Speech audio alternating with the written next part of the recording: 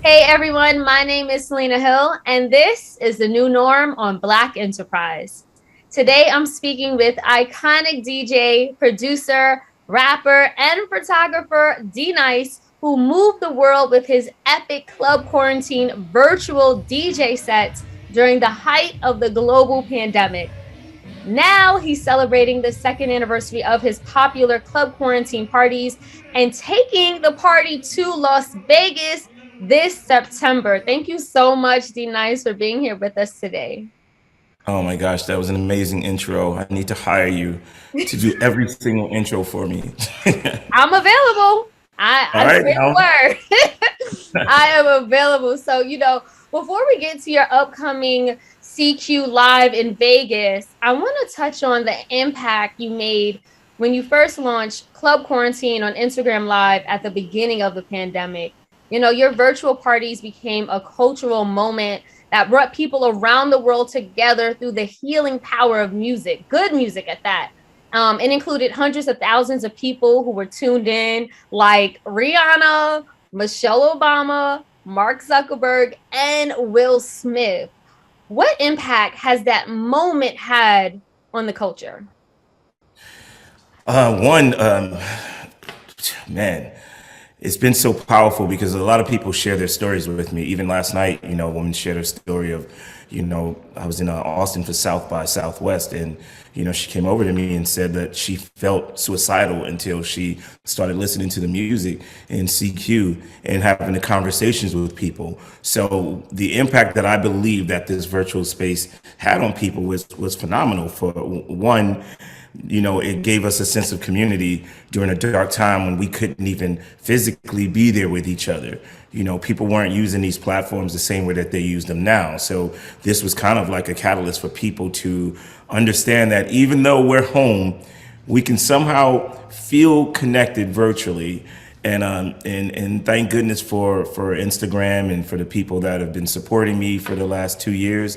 One, I can't believe it's 2 years now, but it's been powerful. And for me, it was a moment where I almost gave up on music, to be honest with you, because when you do the same shows over and over again, you're playing the same music, whatever's hot, whatever's fresh and new, and most people weren't playing a lot of the classics.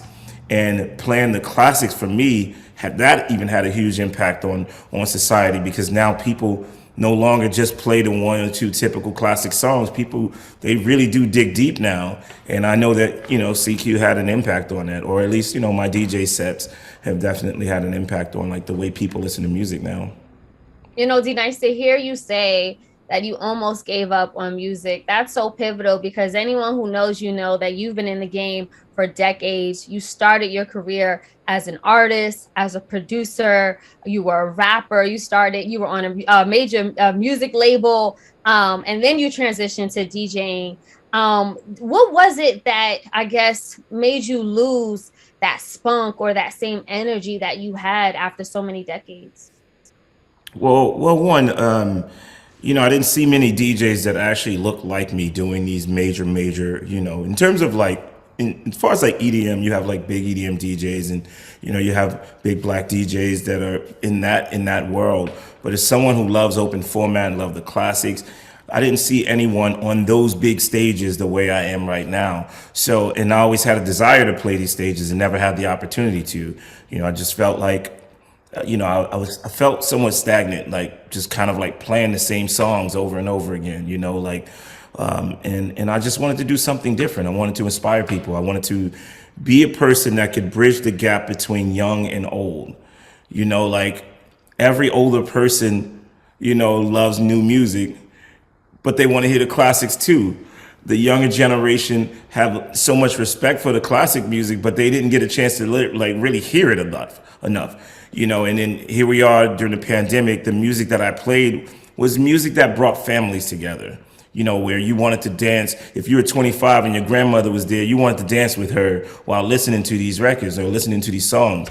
And, I would see people on my IG Live that were relatives from different generations. The 75-year-old grandfather listening to me with his grandson. Like not too long ago, I was here. Well, you're in my house right now, but One of my friends visited and went outside to say hello to her friend's son, who happened to be like 2 years old. And she rolled the window down, and this kid eyes lit up, and she asked him, she was like, "Who is that?" And he said, "That's D Nice." And when you really think about it, this 2 year old kid spent his entire life during the pandemic, and like his parents were probably listening to me, putting me on the screen, and that had an impact on him. And like those songs had an impact on him. Those songs were full of love, and that's what we needed during that dark time. Yeah, so impactful. The fact that you're, touching people as young as 2 years old, children as young as 2 years old, and then other people who are struggling with depression. It just really speaks to the power of music. And, like I told you offline, D Nice, I attended Club Quarantine Live in Brooklyn last year, which was phenomenal. And you may not remember this, but after the concert, I spoke to you later that night at Dumbo House, and I At told you Dumbo how House, yep, much. I remember Do that. you? Okay. I told you how much I appreciated you and your parties before the pandemic. And I kind of feel like with Club Quarantine, it allowed you to reach a new plateau in your career that many did not see coming. What impact has it really had on your career, on your brand? And did you even expect to surge to this level of success and stardom? I didn't expect to surge this way, which is why I said I was almost at the point of like giving up and just trying to figure out something else to do that would bring me as much joy as music does. So the CQ, the type of impact that it had on me was more about freedom, the freedom to be who I am. Ageism exists in our industry. Well, I mean, in pretty much all industries, like you reach a certain age and you start to age out, and that was a big concern of mine. And then CQ happened, and age no longer mattered. It didn't matter to people. It was about the feeling. So that was the kind of impact that it had on me, was the feeling of freedom, the feeling of allowing yourself to be vulnerable, showing that vulnerability, but still showing people that you can do what you love and have a major impact on someone's life. And that's always, that's who I've been all my life. And that love definitely shines through your music. I'm a bit of a DJ snob. So like, which is why I've always loved like your parties. Like I love a good segue transition. If I hear something, I'm the type of person, I'm like, look at the DJ sideways. um, but like that being said, what can music lovers expect from you live in person in Las Vegas this Labor Day weekend?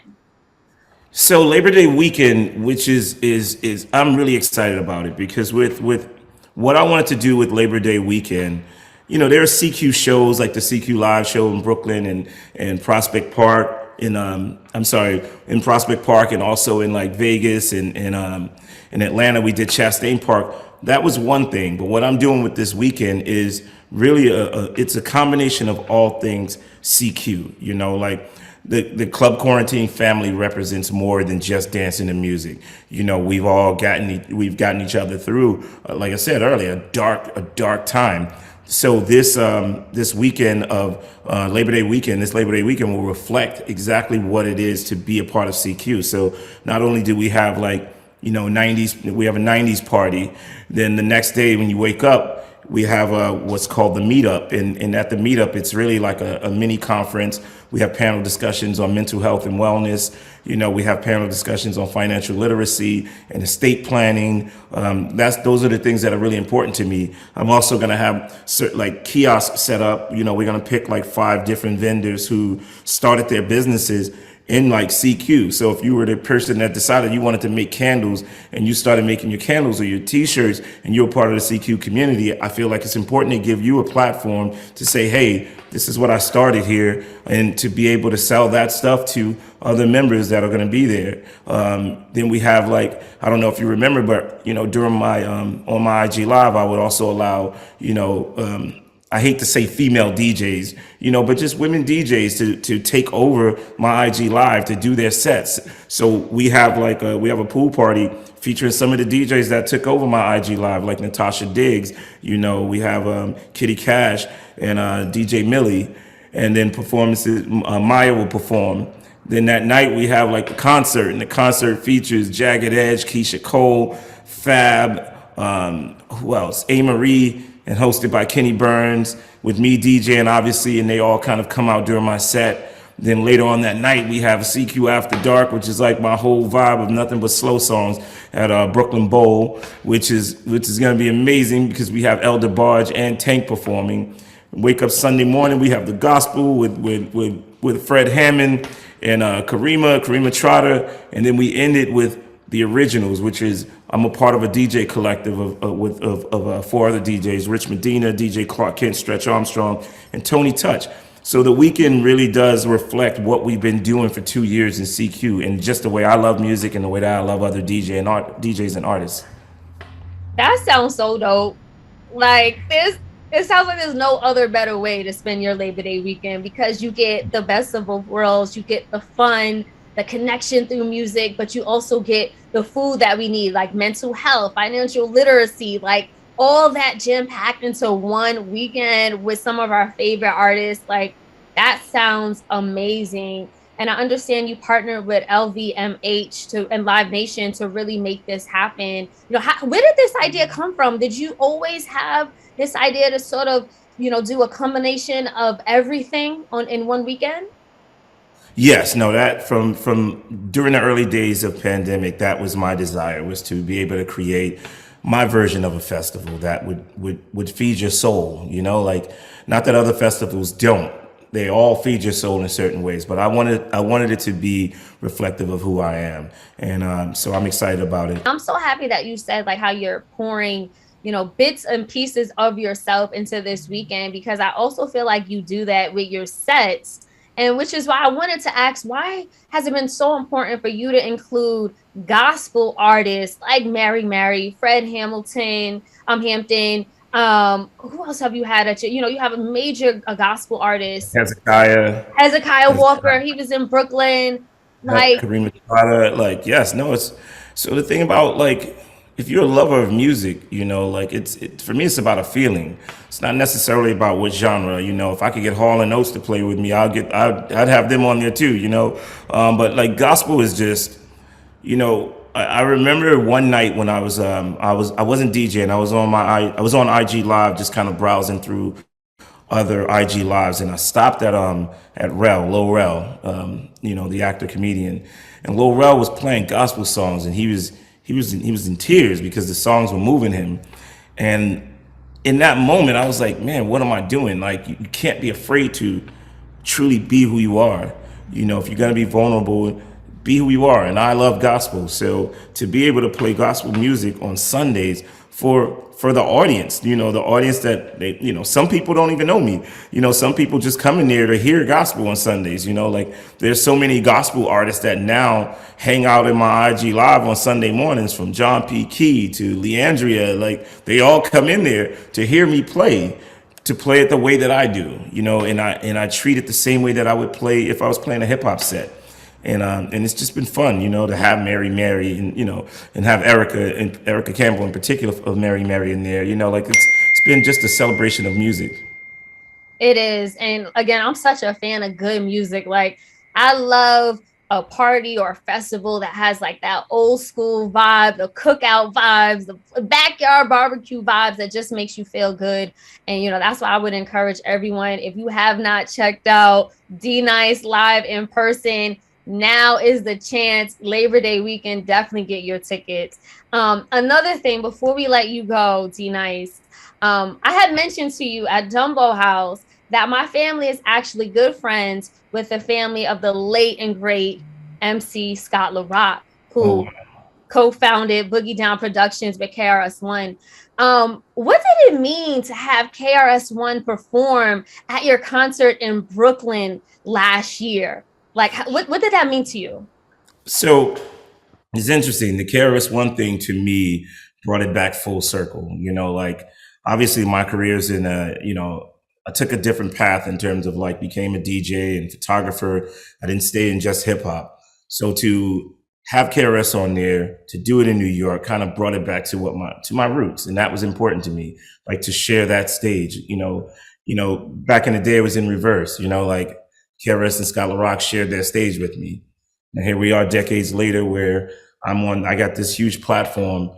To me, it felt like that's the way it's supposed to be. Like I'm supposed to invite one of the guys who showed me how to do this in the entertainment industry an opportunity to be on that stage and to see that and to feel that energy, because the energy in Brooklyn was amazing. It was like, I think even KRS was shocked. He was like, man, look at all these people that came here to see D. This is beautiful. Like it was truly an experience. And the thing about it was everyone that I performed with, I handpicked them. Like I knew that I wanted to share that stage with Melba Moore. I knew I wanted Stephanie Mills there. I wanted Big Daddy Kane there, but Kane ended up, when we had to switch the date, he couldn't do it. But I wanted Kane there because Kane is, he's one of my guys for like 3 decades. And of course, KRS and Anthony Hamilton, like these are people that I'm actually friends with, and so to share that stage with them was beautiful. Oh, it was a beautiful, epic night. Stephanie Mills had me screaming. That was my first time seeing her perform live. And I was probably like most excited about her. And she killed it. Everyone killed the stage. And Yes. D Nice, outside of DJing, you're a real Renaissance man. I mentioned that you're a photographer, but you also became a web developer in the late 90s, and you started your own creative services company in 2000. And I'm like, everyone who knows the D Nice of today, it's almost hard to imagine that you launched your own company in tech. Like, what made you do that? And do you still like, dip and dabble into that? Yeah, no, I kind of like, I'm still involved, not the same way I was in the past in terms of like developing. I don't code anymore. Now I just invest in tech, and I'm really excited about that. But I've always been involved in, some way or somehow in that side of it. Back in the day, we called it new media. I was always involved in it, from even just from a fan. Like I had AOL email when they first came out, like when you didn't even have like your screen name, like CompuServe and all of these old platforms that, I was always using them and fascinated by them. And then I started building bulletin boards on my own. And then years later, I got into web development. But no, it's always going to be a part of my life. I love anything creative, which is why photography, music, and creative services, period, has always been my thing. Speaking of investments, another thing you invested in that you recently announced was a French wine label. Can you talk about that and why you find it so important to take ownership in, some of the brands that you love? Well, if you have a platform and you have the ability to inspire people to want to purchase something, or to inspire people to want to start their own businesses, then you should take ownership of something. Like, I love wine, and I had an opportunity to invest in a French wine company called Marcel. It was important for me to jump on that opportunity to also start showing the younger generation, like, it's okay to have a nice home or a nice car, but it's important to invest in your future, to have some ownership, and that was one of the investments that I'm extremely proud of. We have some big things that are about to happen with that. And I've invested in some platforms. I'm going to stay silent on them, but I've invested in some platforms that are actually out doing extremely well. I just don't talk about it because I don't want to influence anything. I just want you to use it because, it's a great platform. But sometimes these investments don't work. I invested in a water filtration system that was like killing it. And then the pandemic hit and we had nowhere to sell it, and so it was, it's a risk, but I love investing. I'm loving everything that, all of these are not opportunities to invest. And because of where I am now, I do have more opportunities to invest. And it's important for me to kind of open the door for other people. I got to always look out for the next generation. Yeah, lift as you climb. Absolutely. One of the things that you've done and done so well. D Nice, when I personally look at you, I just see someone who has reinvented and evolved with the times, maybe inadvertently. But it just seems like you're in such a great space the fact that you have this major platform and you're intentional about using it to help other people, Yes. whether other pioneers in hip hop or women DJs, whatever it is. And it just seems like you're in a really good space. What song would you say almost embodies or would encapsulate the mental space and the space in life that you feel? Man, and it's always going to be the Sister Sledge song, which is why I played it so much. Thinking of you, like that's who I am. I love thinking of other people. I love doing things to inspire other people. But yeah, like thinking of you is a song. It never gets old to me. It's an important record to me, and it's just based on the feeling. The feeling of caring about someone. So that would be the song for me. Beautiful, beautiful. Thank you so much, D Nice, for your time with us here today on Black Enterprise. Let us know how we can get our tickets for your Labor Day weekend in Las Vegas. How can we show up and get and feel the vibe that you will be creating in Vegas? The vibe is all community. It's a package situation, which includes your hotels and everything. And you can get it at cqliveinvegas.com. Amazing. Thank you so much. Hopefully, I'll see you there. I hope so. Good to see you. All right. Take care. Bye.